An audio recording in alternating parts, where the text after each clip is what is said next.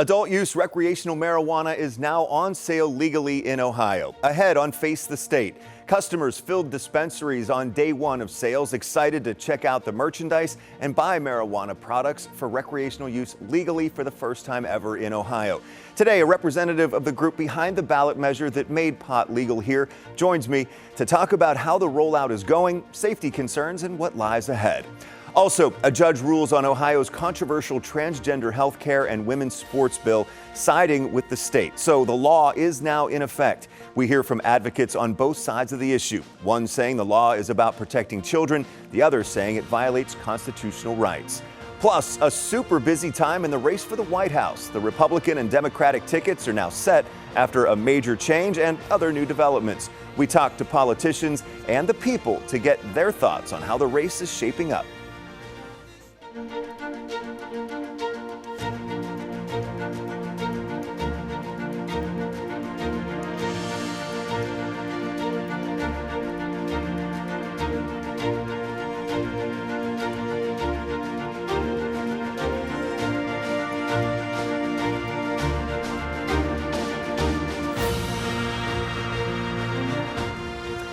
Thanks for joining us this Sunday morning for Face the State. I'm Doug Petcash.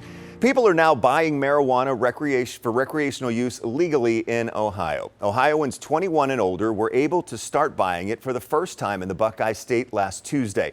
Back in November, voters approved the measure with 57% of the vote. Now, 9 months later, recreational marijuana is for sale at state-approved dispensaries.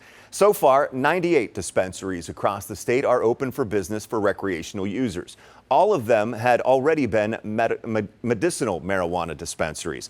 10 of those are right here in Columbus. Customers can buy 1 ounce at a time. They need their ID to show they are 21 years old or older. To actually buy it, customers need to use cash, a debit card, or a payment app like PayPal. Credit cards are not being accepted.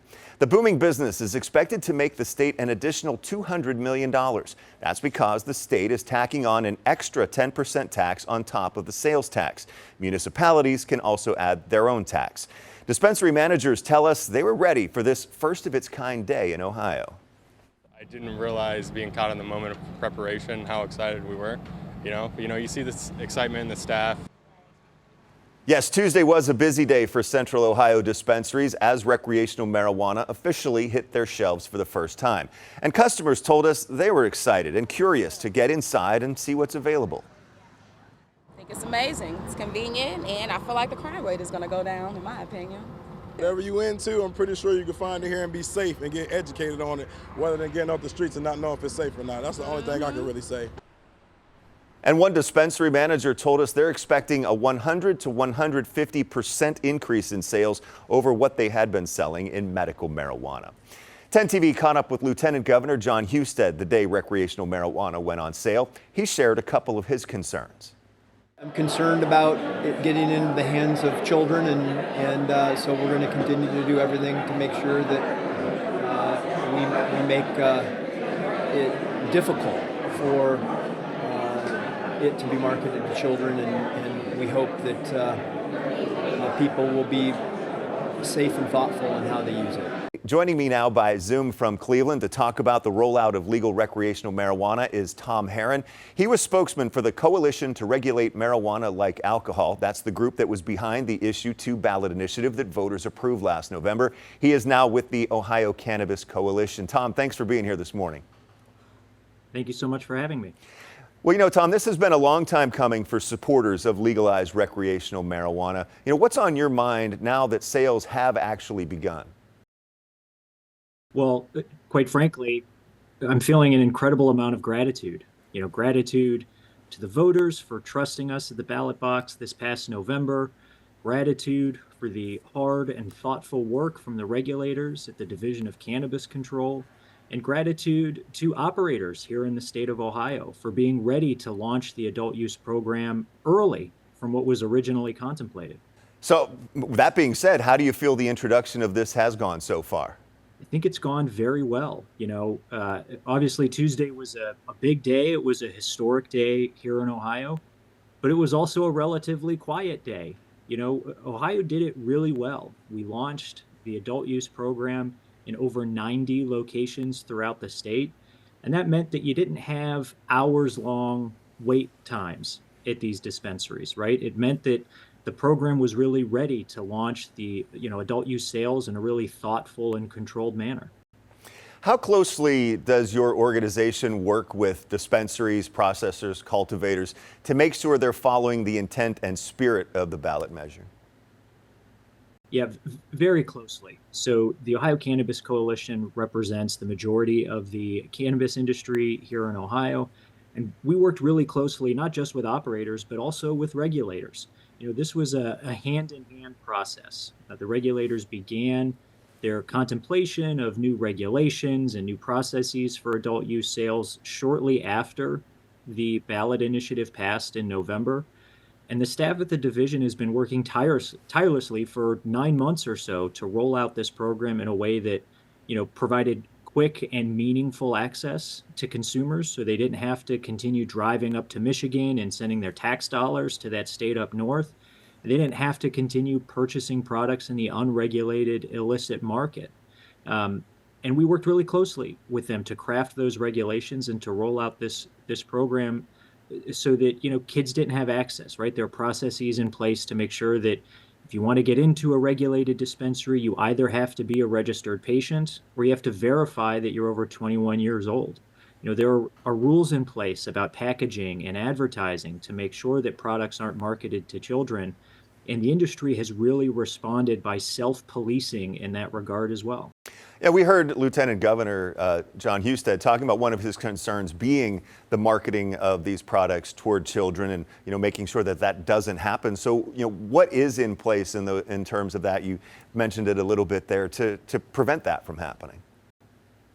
Yeah, the best way to keep marijuana products out of the hands of kids is to regulate the sale and production of those products.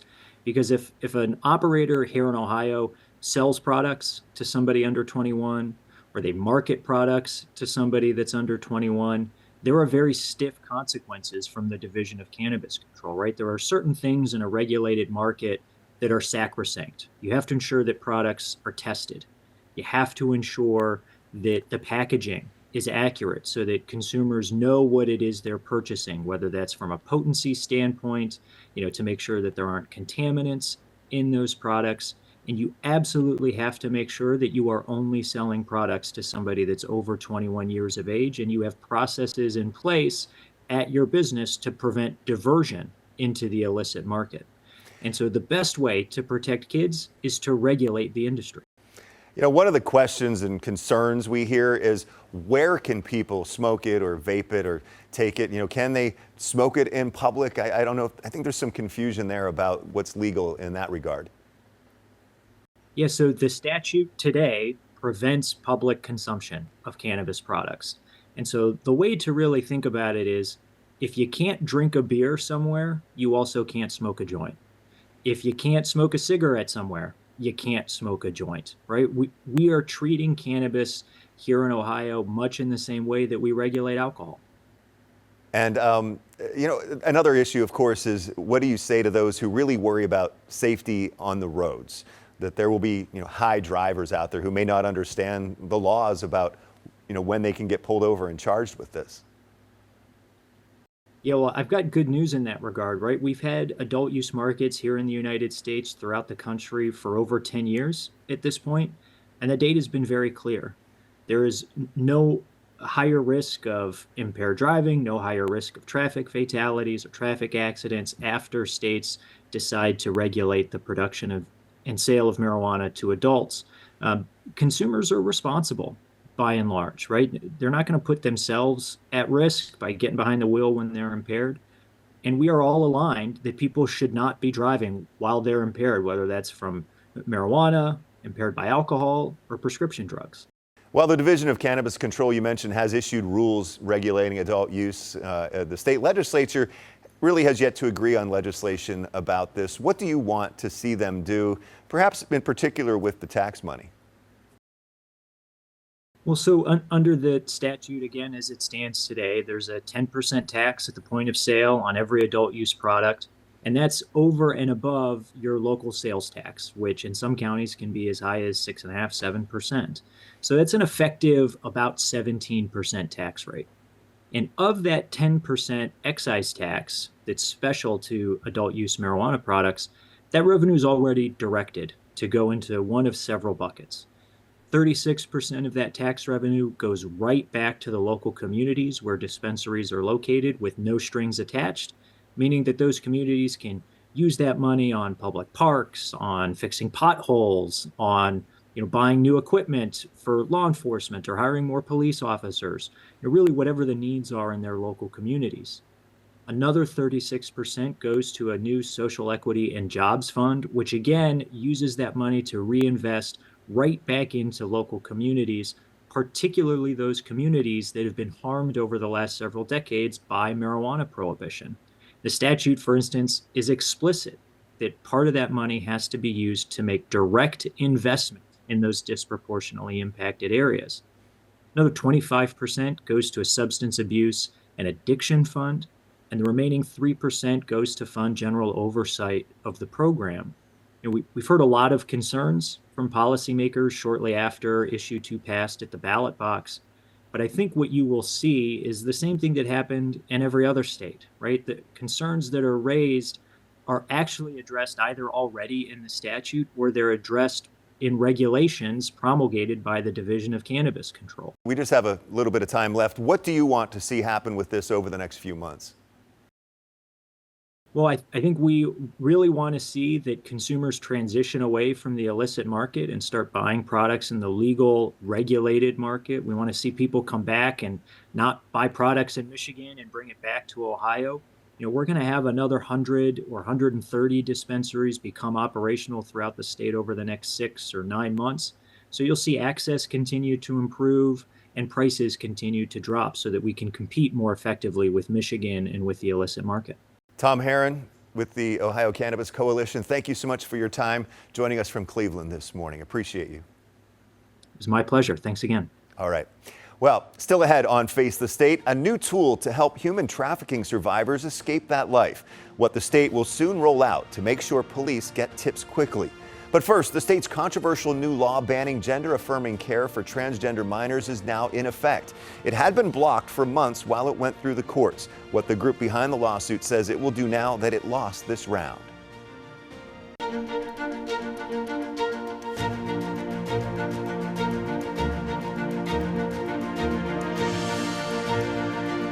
Welcome back to Face the State.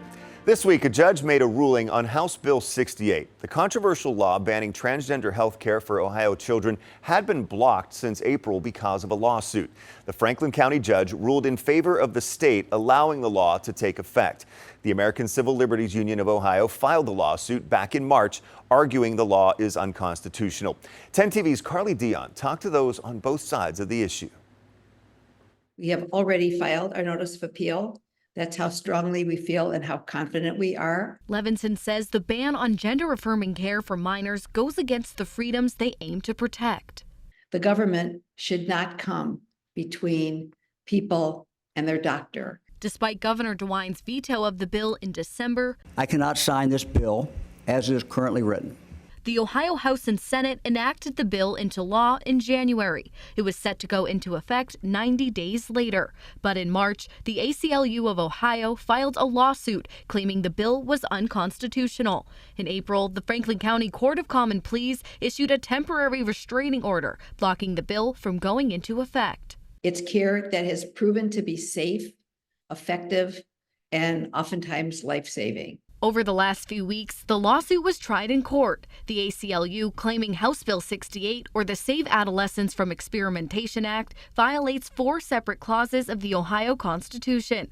But a 13-page decision from Judge Holbrook on Tuesday states it does not violate any of those clauses, banning gender-affirming care for minors and preventing transgender student athletes from participating in women's sports, effective immediately. This is a big deal that this law was passed and now has been upheld. Center for Christian Virtue President Aaron Baer says this fight is about protecting kids. It's dangerous to put kids on puberty-blocking drugs that can sterilize them for life or put them on wrong sex hormones. These procedures should not be done on children, and we presented so much evidence from medical experts and other leading experts to show that this should not be done. But families like Evangelical Lutheran Church in America deacon Nick Bates feel differently. As the father of a gender non-binary high school freshman, he says this bill is about allowing kids to be who they are and to feel accepted. Being a parent is hard enough. Being a teenager is hard enough. And it only makes it more difficult when you have your government telling you that you don't belong. That was Carly Dion reporting. A day after the ruling, we heard directly from Ohio Attorney General Dave Yost. He says the law protects children. You're still growing up, and irrevocable decisions are not a good idea. The state's got a right, I think, to protect the children of this state, and the court agreed. Parties on both sides say they will continue to fight for what they believe in. Again, the ACLU of Ohio says they plan to appeal the judge's decision. Attorney General Yost also announced a first ever statewide hotline to help those struggling with human trafficking. It's set to be activated next month. Yost made the announcement at the 5th Annual Human Trafficking Summit. The hotline number will be 844-END-OHHT. That stands for End Ohio Human Trafficking. The goal is to get tips about suspected sex and labor trafficking straight to Ohio law enforcement. Yost says there are situations people get into where they aren't sure how to get help. We see people who are brought here under false pretenses and then forced to work in restaurants, to work in agriculture, sometimes in building trades. And of course, we have had a couple of actions here in Ohio, a couple of investigations involving massage parlors. So there's a lot to be done there. The Attorney General says his hope is that hotline will go live after Labor Day. This is just the latest effort in Ohio to address human trafficking. Last month, Governor Mike DeWine signed Senate Bill 214 into law, extending the ability of human trafficking survivors to expunge certain nonviolent criminal records. Those crimes include things such as drug possession and shoplifting if they committed them while being victimized. Advocates say this will help survivors get on with their lives. Also, the Ohio Department of Public Safety recently hired an anti-human trafficking professional to coordinate the efforts of the governor's task force. The twists and turns of the race for the White House. A major change at the top of the Democratic ticket and 2 VP running mates chosen in recent weeks. Still ahead on Face the State, are the moves energizing voters as we move closer to the November election?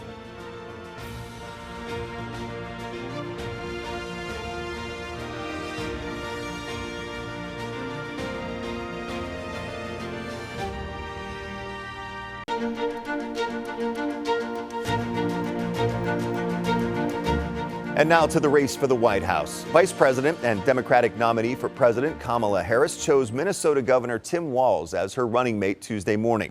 Ohio Democratic and Republican leaders are weighing in on that decision. Democrats call Walz a successful and effective leader, a good communicator, and a genuine person. Republicans call him radical, left-wing, and extreme. Very pleased with the pick today. We're excited, very happy. Ohio House and Senate minority leaders Allison Russo and Nikki Antonio are pleased, excited, and happy because they say Governor Walz has shown himself to be a successful governor who will resonate with voters across the country. They also believe he will be a good partner with Vice President Kamala Harris. I think that Walz has shown himself to be an effective communicator of those values around freedom, opportunity, dignity.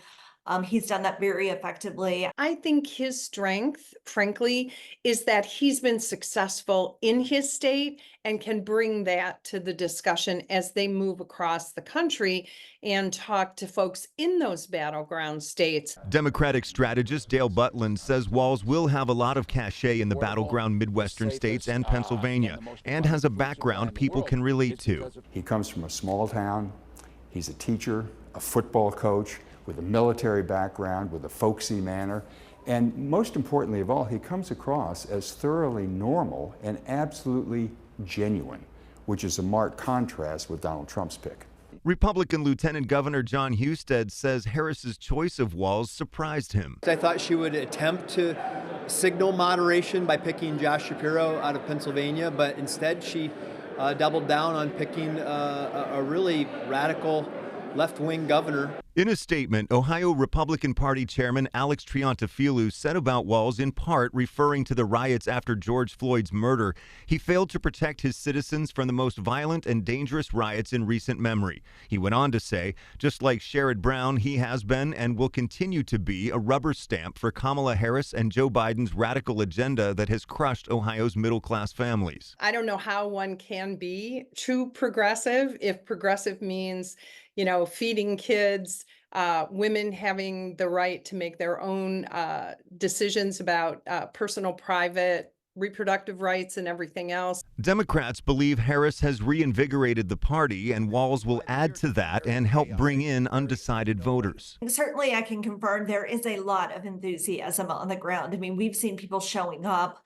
volunteering for campaigns, getting out to knock on doors over the last 2 weeks. Ohio Senator and Republican vice presidential nominee J.D. Vance had this to say about Governor Walz being Harris's choice for running mate. This is a guy who's proposed shipping more manufacturing jobs to China, who wants to make the American people more reliant on garbage energy instead of good American energy, and has proposed defunding the police just as Kamala Harris does. Both Vance and Walz have said they are interested in having a debate. As of the taping of this show, no date has been set for that. With Trump choosing Vance as his running mate, President Biden stepping aside for Kamala Harris, and now Harris picking Walz as her running mate, Americans have had a lot to keep up on politically. All of that happened in a relatively short time frame. So we hit the street to hear what people think about the way the race is shaping up. As the foot traffic picked up at the corner of Front and Vine, the conversation about politics picked up. People stopped walking to stand in front of our camera and give us their thoughts on the presidential race. Those for Harris. But I think it's a good choice. I think she's qualified, and I think she is ready to do the job.